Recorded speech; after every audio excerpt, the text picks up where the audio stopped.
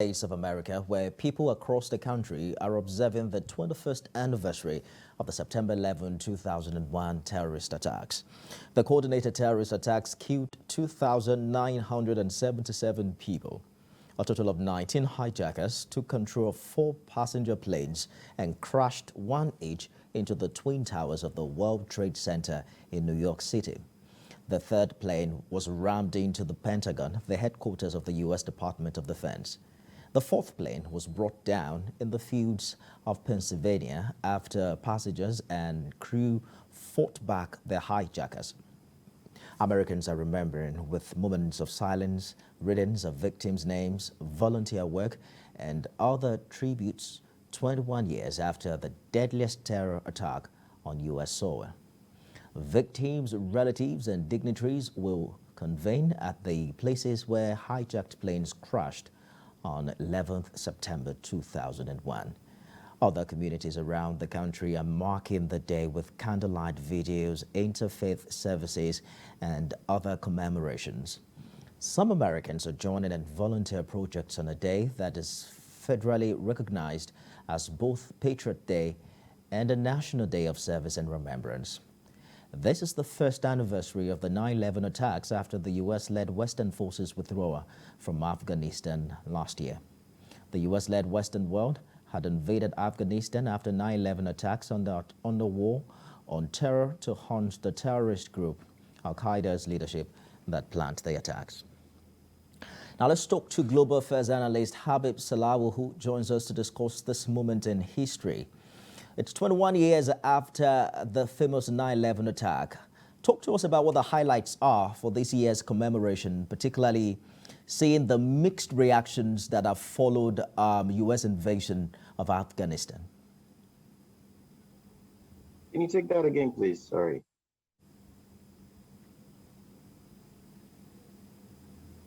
Can you hear me?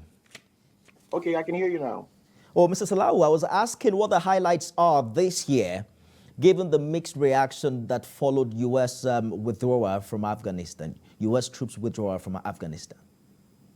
So from the standpoint of the global war against terror, the withdrawal of the troops has come with a lot of, like you rightly said, mixed reactions. There are those who believe that America's withdrawal from Afghanistan as would leave the country in the hands of the Taliban, who would continue to perpetrate terror globally. There are also those who believe that the casualty of war on the American side is really high. Plus, they feel a certain level of calmness or control, if I can borrow that word, has been experienced or has been put in place in terms of dealing with the threat of terror on American soil and other parts of allied countries as well. How huge that attack was, and you would think that in 21 years, by now we would have seen the end to terror. But just a few months earlier, U.S. Was able to kill the successor of Osama bin Laden, who we were told was also one of those who masterminded that attack. Do you think the world has come to understand and appreciate just how complex this terrorist network is and how conventional a war it would take to have them defeated in the coming years? I believe so. I think what 911 did was to draw global attention to the threat of terror, and also to get concerted efforts on behalf of all countries to fight terror. Terror is complex. It's a complicated um, reaction to different things, and the fact that it's enshrined in certain fundamental beliefs makes it very difficult to just eradicate by either engaging on the principal actors or just using military might. This is something that is being enshrined in people from whenever it is they start to make sense of leaving.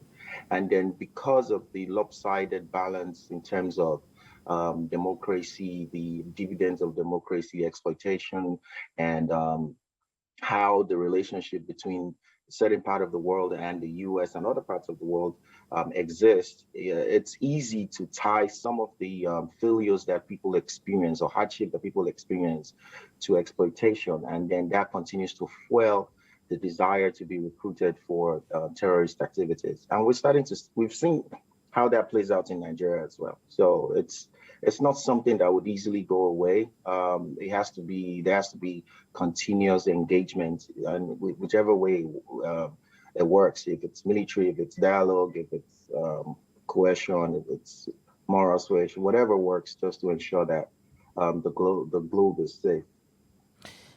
Every U.S. president, going back to George Bush, wanted to end the U.S. troops business very badly in Afghanistan. Barack Obama promised to wrap things up. We saw Donald Trump also following suit before the what appears to be the catastrophic withdrawal under Joe Biden. But you look at how terrorism has evolved over the years. It's not just localized in an area or a particular country. In Nigeria, it has taken new dimensions under the name of banditry and the rest. How united would you say the world is in actually coming together to fight this headlong without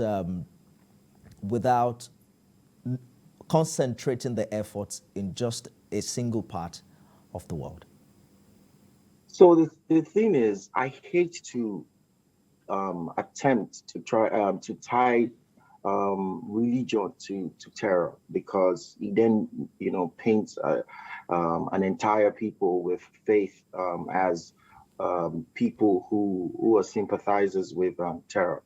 However, the fact that a certain part of the world, and I mean, not necessarily the Middle East, or, we've seen it in Africa as well, where there have been activities of terror tied to religious allegiance, it's very difficult to get all governments to come together to fight terror, because for some people it's like a defense of their faith. And when that comes into play, especially like because religion is a fundamental belief, it's a core, it's what you find at the core of people, and it's very difficult to sway people away from their cause. So it's tied to it's almost impossible to get everybody on board to fight it, because it's disguised as a defense of faith.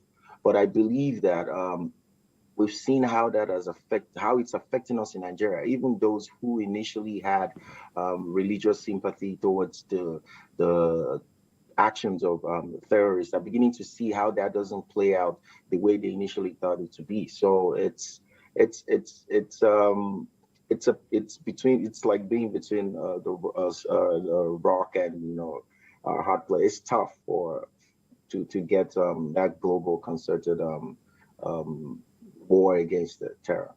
Indeed. You live in the U.S. How much confidence would you say that the citizens there have now that 21 years after the country is formidable and has evolved the systems to avert future attacks of the 9/11 nature? I'm struggling to hear the last part, but I think I heard you ask if how citizens are dealing with the threat of terror. Am I right to Absolutely, indeed. assume so? That was your question. Yes, yes, please. Okay, yes. So it has played out differently. Following the 9/11 attack, I mean, the decade after, there were a lot of attacks on bigotry attacks, racist attacks on American Muslims. I mean, that decade after 9/11, it was almost like 500% report hike in how American Muslims were attacked and abused and subjected to all kinds of ridicule as a result of the actions of the terrorists in that case. However, it has also spurred American Muslims to come out to develop themselves on active citizenship and nationhood. We've seen an incredible rise in the number of Muslim Americans that have American Muslims rather that have registered to vote, and those that went to cast their ballot. So it plays out differently, but we're in a country where people still live without palpable fear of, imminent attack. So it also, nosedives into the conversation about gun control, gun ban. If people believe that they need to be able to defend themselves when confronted with terror domestically, because we cannot deny the fact that some of these actions have also influenced terror on the homeland. We've also seen the spillout effect of this feeling of defense and this need to defend oneself in the school shootings and the rest that have been reported in the U.S. It's a good place to leave it. Global Affairs analyst Habib Salawu, thank you so much for talking to us on the news this hour. Thank you for your time, too. Thank you.